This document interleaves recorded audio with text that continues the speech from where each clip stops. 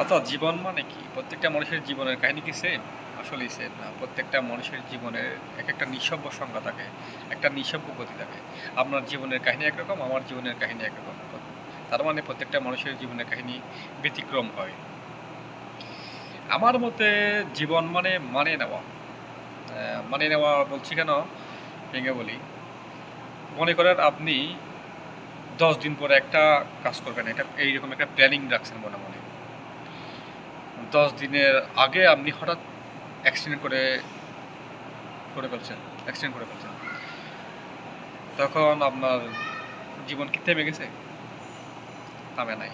হায়াত, মত, অ্যাক্সিডেন্ট এগুলা সবগুলা সৃষ্টিকর্তার নির্দেশে হয়। কখন কার কি হবে এটা একমাত্র আল্লাহই ভালো জানে।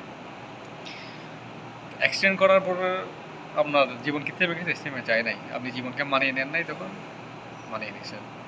তো তার মানে জীবনটা হচ্ছে মানিয়ে নেওয়া। জীবনে কখন কি হবে, হবে না এগুলো নিয়ে হতাশ হয়ে লাভ কি? কখন কি হবে না হবে এগুলো একমাত্র আল্লাহই ভালো জানে।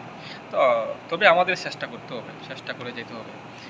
জীবনে ভালো কিছু করার জন্য সবচাইতে বেশি ইম্পর্টেন্ট সেটা হচ্ছে ধৈর্য। অনেক খারাপ পরিস্থিতি আসবে, অনেক সমস্যা ফেস করবেন।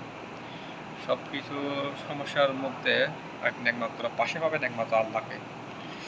নামাজ কালাম পড়বেন, ধৈর্য ধরবেন, তাহলে আপনি জীবনে সাকসেস আসবে। সব কিছুর মূল হচ্ছে আমি যেটা মনে করি জীবন মানে সব জায়গায় সব পরিস্থিতিতে নিজেকে মানিয়ে নেওয়া, নিজেকে বিলিয়ে দেওয়া সব জায়গায়। মানে পারবো না এরকম কোনো ওয়ার্ড নাই। পারবো, পারতে হবে। কারণ আমরা যখন মানিয়ে নেওয়া শিখে গেছি তখন পারাটাও শিখে যাই সাথে সাথে।